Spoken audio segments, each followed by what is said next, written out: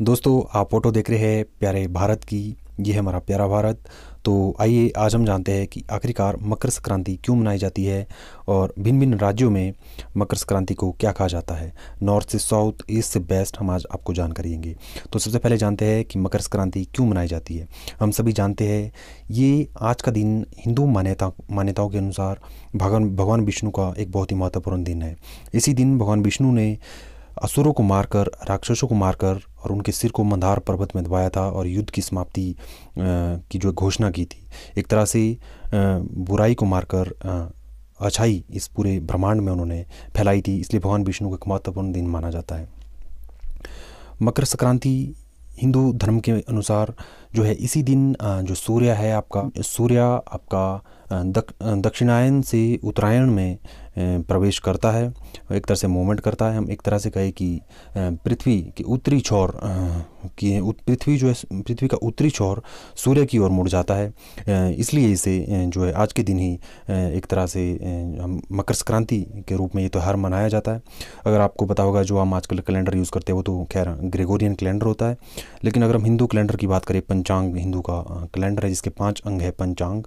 उसमें हम सभी जानते हैं जो तिथियाँ होती है उनको क्या कहते हैं, एकादशी, द्वादशी, तृतीया, चतुर्था, इस तरह से लेकर जो आपकी 0 से 15 तक होती है। फिर हम सबको पता ही है, फिर उसमें अमावस्या होती है, फिर अगेन तिथियाँ होती है, फिर पूर्णिमा होती है, अमावस्या होती है। एक महीने को इस तरह से डिवाइड किया होता है।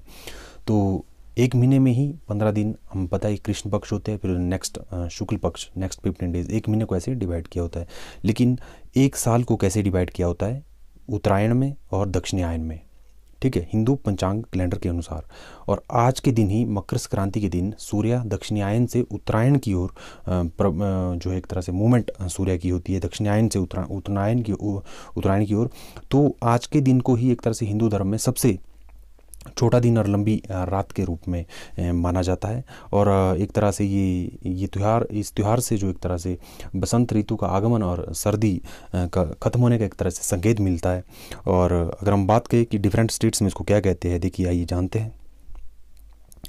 जम्मू कश्मीर में इसी त्यौहार को शिशोर संक्रांत के रूप में जाना जाता है या मनाया जाता है बहुत ही धूमधाम से।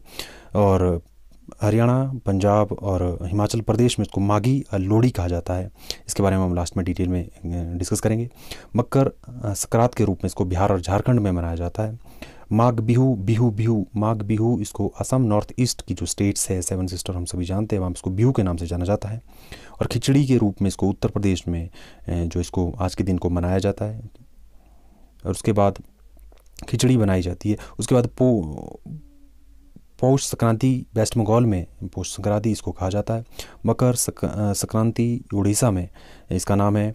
और आगे चलते हैं आंध्र प्रदेश, पेड़ा पांडुआ आंध्र प्रदेश में इसको पेड़ा पांडुआ के नाम से जाना जाता है। उसके बाद पोंगल, साउथ में मकर संक्रांति को पोंगल कहा जाता है। आज के दिन को ही हर साल 14 जनवरी को ये मनाया जाता है। उसके बाद है केरला में इसको मकारा बिलाकू कहा जाता है। और आइए आगे चलते हैं। मकारा संक्रमणा कर्नाटका में इसको कहा जाता है। और मकर संक्रांति मध्य प्रदेश और महाराष्ट्र में इसको कहा जाता है।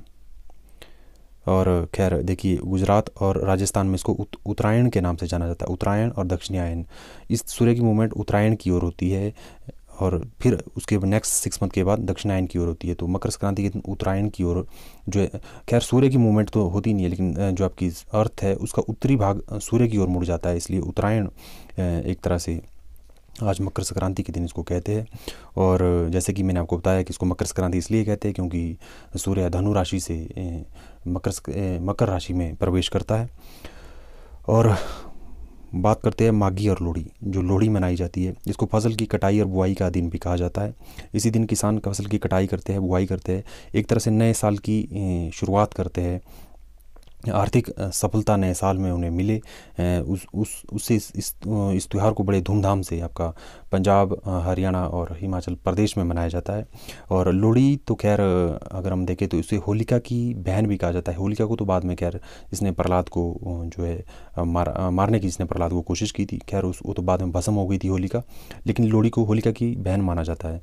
तो पंजाब, हरियाणा और हिमाचल प्रदेश में लोहड़ी के नाम से ये मशहूर है। साजा साजा भी इसको कहा जाता है। तो आपने देखा ये हमारा प्यारा भारत और we have a unity in diversity, we all know that कि मकर संक्रांति को भिन्न भिन्न स्टेट्स में हम क्या कहते हैं। तो guys, if you like this, please do subscribe our channel and share and like our video. Thank you very much.